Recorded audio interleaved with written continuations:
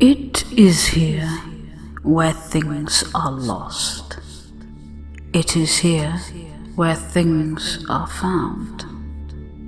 It is here where I reside. Welcome to the void.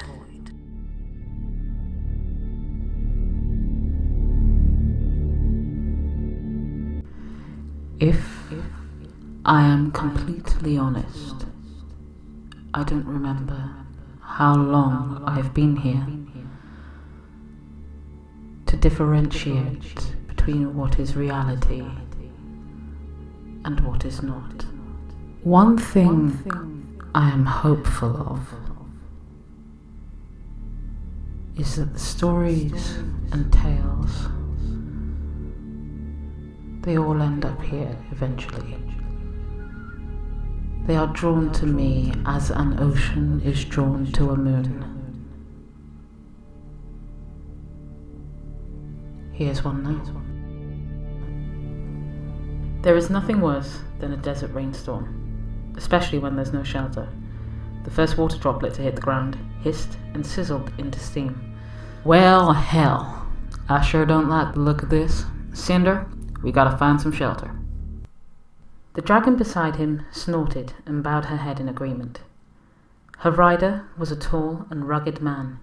He wore tan boots and calico trousers. His shirt was a deep shade of red that he wore unlaced to his abdomen. A dark leather jacket was hitched upon the side of the saddle he climbed upon. He took a beautifully crafted hat from the pommel and placed it onto his head. His hair was jet black and rested just above his clean-shaven chin. He gently took the reins and whistled a command to his ride. Within moments, they were in the air. His icy blue eyes scoured the horizon as they flew. He sat stoic and calm as the rain lashed around them. We've been in worse scrapes than this. I'm sure if we keep going onward, we'll find somewhere to hunker down soon. It was true. Blazestone had weathered many a downpour before. He was in his element within the elements, no matter the weather. Cinder snorted and shook the rein from her large head. Dragons are proud creatures, and they rarely find the solace in the company of mankind. Cinder was a large dragon for her age. Her bronze scales were tough and compact. The rain poured off of them with the familiarity of water running off of a duck's back. Her tail was set behind her as they flew, and steadied them in the raging weather.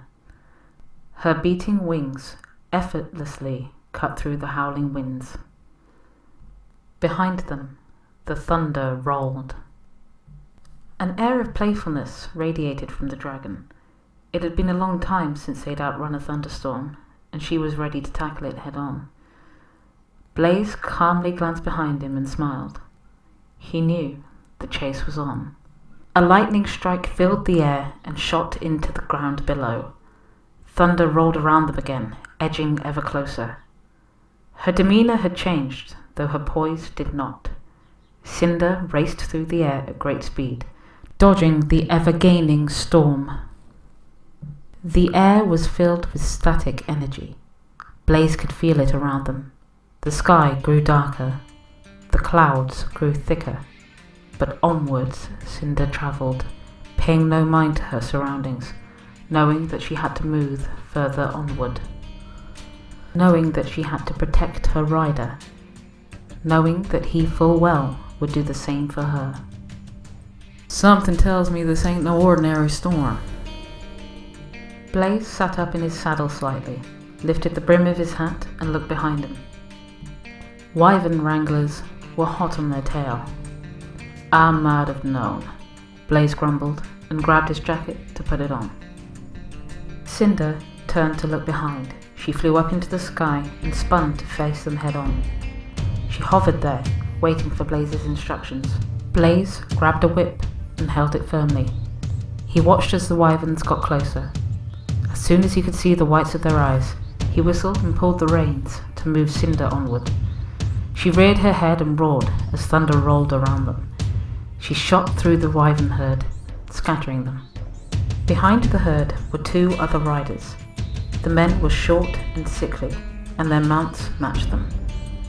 The rocks they were riding were once large and beautiful creatures. Their feathers were golden, their talons were sharp. But the miserable things that flew before Blaze and Cinder were corrupted by their riders. Their feathers were the consistency of tar, and their call was unearthly.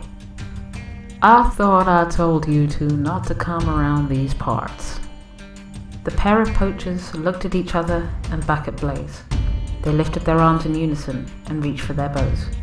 They screeched loudly and aimed for Blaze. Before they could release their arrows, Blaze cracked the whip and took their weapons from them as it recoiled. Rain poured from the brim of his hat, and the thunder rolled once more. Blaze's icy gaze never left them.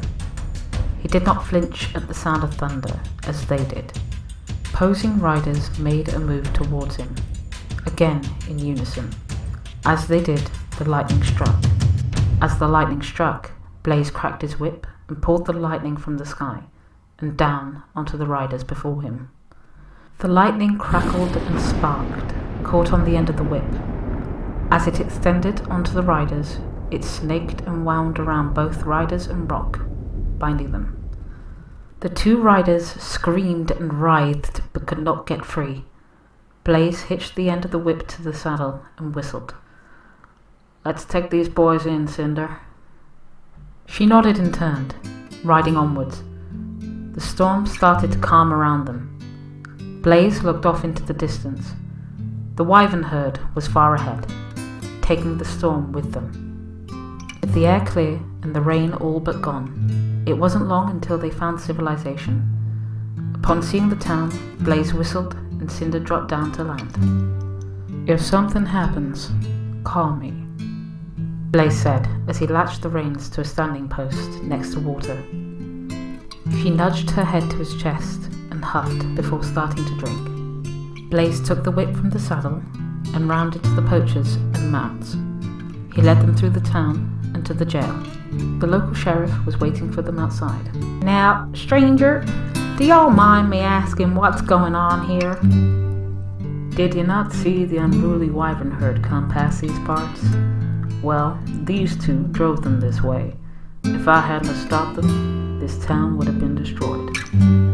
Not to mention, I believe these are also the two folks on the wanted poster behind you," Blaze said, and nodded behind the sheriff's shoulder. The sheriff gestured to his deputy to take the two criminals in. The deputy paused at the lightning and looked at Blaze. Flick of his wrist. Blaze cracked the whip and released his captives. The deputy thanked him and took the prisoners inside. "I suppose he'll be wanting some kind of reward," the sheriff said, and raised an eyebrow. Blaze shook his head. "No reward. Just a meal for my dragon, and food and shelter for me for the night." "Now that I can do," the sheriff said, and started to make arrangements. Blaze went back over to Cinder and began to take the saddle from her. "It's just one night. We'll move on in the morning."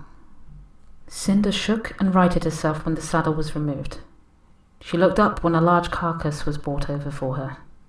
"Don't say I don't spoil you," Blaze chuckled, and went towards the nearest saloon.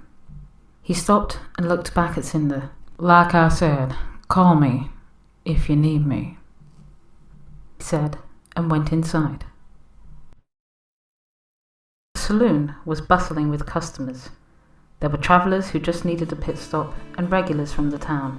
There was a log fire burning gently in the corner and a band of musicians gathered around the piano. Blaze walked up to the bar and took off his hat. The barkeep looked over and squinted behind his glasses. What can I get you, sonny?" "Just your strongest ale and a hearty meal, please." "I believe the sheriff has arranged a room as well." "Right you are. So you're the man who brought in the two scufflers. Good work. It's on the house tonight for you, sonny." "The name's Blaze." "Right you are, sonny," the barkeep said, and went to get the things that Blaze ordered. Blaze shook his head and laughed to himself. He leaned against the bar and looked around. He thanked the barkeep for his drink and sipped quietly, observing his surroundings. A tall woman, about Blaze's age, came from around the back of the bar. "So, you're the rider from the west. The town have been bothered by those two hooligans for months. Thank you for stopping them." Blaze set his drink on the bar and looked back at her. "You're welcome. If you like, I can show you to your room. I had the food brought up for you." "That's very kind. Thank you, ma'am." Blaze gathered his things and picked up his ale and followed the young woman to his chambers. "Here you are," she said, and opened the door for the rider. He thanked her again and stepped inside. "If you need anything, my name's Belle," she said, and leaned against the doorway. "Thank you. Name's Blaze," he replied. "I'll be back soon with your food. I'll let you settle in," Belle said, and left him. As promised, his food was brought up for him on a tray. He thanked Belle and closed the door. He took the food over to a chair and began to eat. The meal was delicious. It was the first decent meal Blaze had had in weeks. A lot of restraint to stop himself from eating it too quickly. When he was done, Blaze placed the tray outside of his room and went over to the window to watch the sunset. He looked over to Cinder, who was laying on the ground and eating her second beef carcass. He watched her contently and then looked back to the horizon. He watched as the sun dipped down, changing from orange to red until it was finally gone. He basked in the peace of that moment and closed his eyes, taking it all in. When he opened his eyes again, he looked once more to Cinder, and to his utter dismay, she was gone.